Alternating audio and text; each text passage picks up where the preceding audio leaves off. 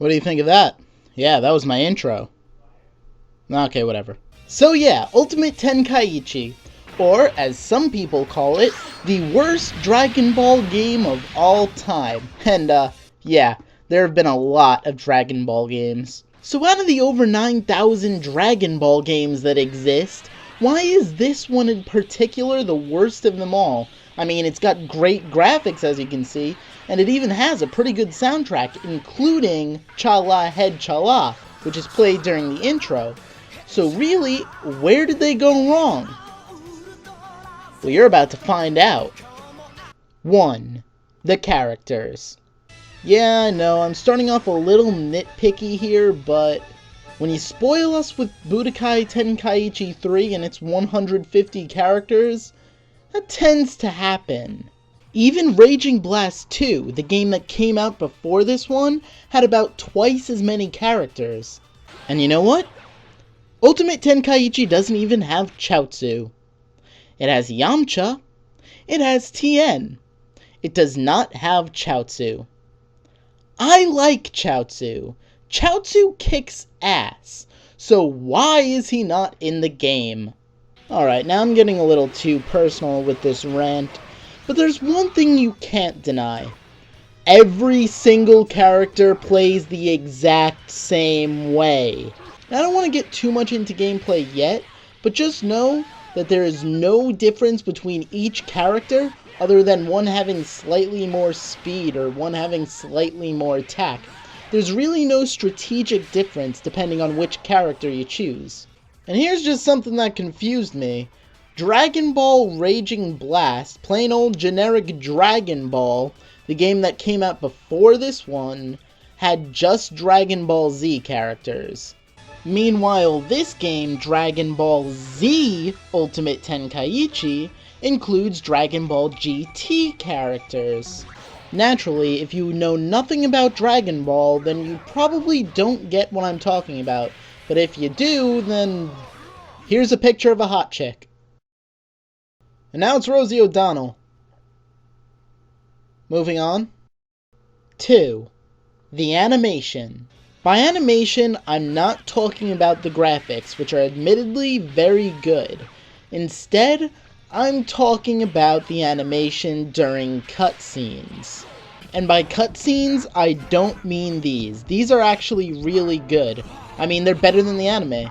Remember when Kai was supposed to look like this? Well, it was. Alright, so watch this cutscene and pay attention to the mouth movements and how they do not match what they're saying. You think you can beat me so easily? You're making a big mistake! It seems you've forgotten how powerful I am. Let me help you remember. What amazing power! There's no way we can beat that! Alright, so you might be thinking, you know, in Japanese games, voices tend to not match up with what characters are saying, and that even sometimes happens in American games too, or European or wherever the hell you are. But here, it looks like they didn't even try. This just looks like lazy programming. And the laziness just does not stop there. Take a look at this next cutscene and you'll see what I'm talking about.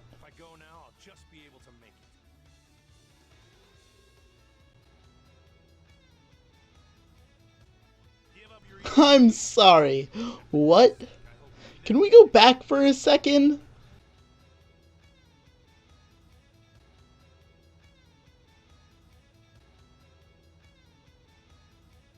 No.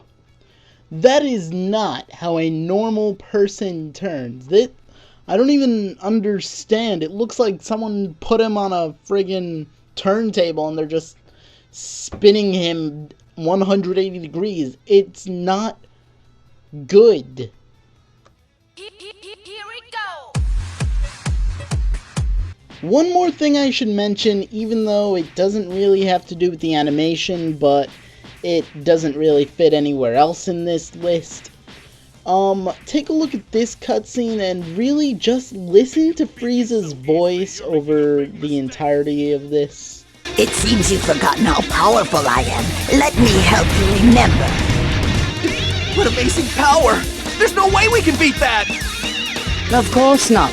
Did you think 3 ants could defeat a dinosaur? Is it just me, or was Frieza's voice actor just replaced during the middle of this cutscene? 3. Boss battles. So there are about 10 boss battles in the entire game, and it is just repetitive as hell. Every boss battle pits you against a giant opponent, like Hirudegarn or Giant 8 Vegeta, but in the end, they're just all the same. It's always hit, dodge, hit, dodge, hit, dodge, and then there's a QuickTime event and repeat. Oh, and by the way, these QuickTime events are not easy. If you fail to do the correct button combination, or if you don't get the little light into the circle in the middle, then it's going to take away a large chunk of your health. I swear, it takes me like 3 or 4 tries to get that little light into the center. You have no idea how hard it is until you actually play it for yourself. I usually end up taking a couple 10,000 points of damage during these QuickTime events, and then I just die during the second half of the boss fight. Oh yeah, and it's one of those games where if you die near the end of a fight, you have to redo the whole battle. So in short, no game ever should have QuickTime events. Ever. They're pointless and stupid. Here's Rosie O'Donnell again. 4. Hero Mode.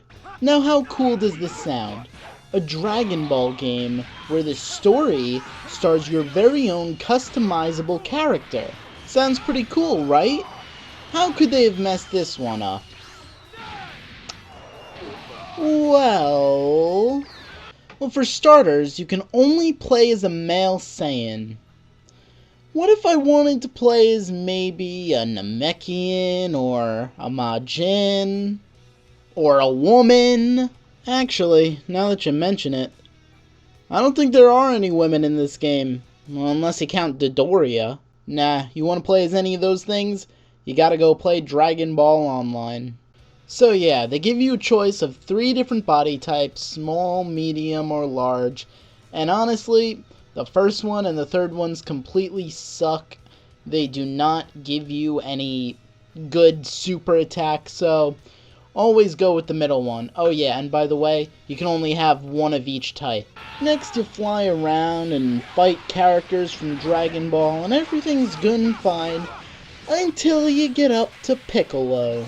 Your attacks do absolutely nothing against him, and he can kill you in about 2 combos. So really, how do you beat him? Why, by grinding, of course. Yeah, you can level up in this game. Oh, and yeah, this is not a fast grind. You're lucky if you can grind for an hour and be able to beat Piccolo. And then what happens next? The next guy kicks your ass, and you have to go grind again. Rinse and repeat, that's the whole theme of this game. Without spoiling too much of the story, the ending does leave you on a cliffhanger, as if the developers are trying to say, "Oh yeah, this is a great game, and it's gonna have lots of sequels, because it's the best thing that ever existed since the cream corn." 5. The gameplay. Now, Dragon Ball has been a lot of things. It's been a turn-based RPG. It's been an MMO.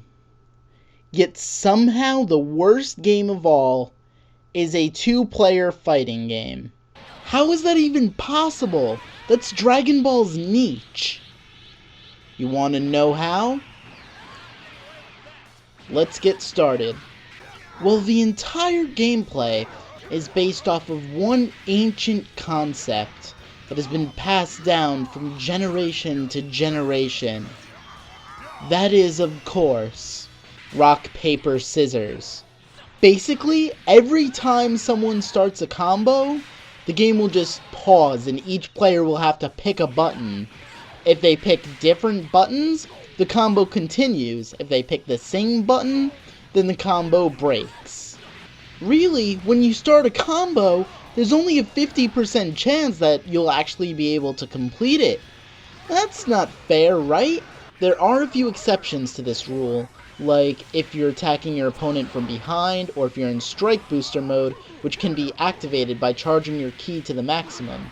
Speaking of ki, that's also how you defend yourself from super attacks. Depending on how much ki you have, when your opponent activates a super attack, again it's like rock, paper, scissors, you push a button, you either defend, dodge, or intercept the attack, or you do nothing. However, if your opponent pulls off a combo with a certain button, then you're out of luck because your gauge is going to drain quickly. And then you have the Spirit Gauge, which is used for using your super and ultimate attacks. This one is charged by hitting your opponent with the combo with the other button. If it sounds confusing, then it is. Pretty much the first person to get out a combo basically has a huge advantage over the other player. And remember, you only have a 50% chance of getting your combo to work anyway. In the end, the entire game is nothing more than an over-glorified rock, paper, scissors. Seriously, there is almost no skill required, other than the skill of being able to press a button. And now I'm gonna give the game credit where credit is due. I honestly thought the Platinum Trophy on the PS3 for this game, being titled Over 9,000, was pretty freaking sweet. And the environmental destruction from super and ultimate attacks looked pretty awesome. But really, this game just proves looks aren't everything. Like Rosie O'Donnell. I'm sure deep down she's a very beautiful man. And you know what? I just remembered something. This is not the worst Dragon Ball game of all time. This is. But that's a story for another day.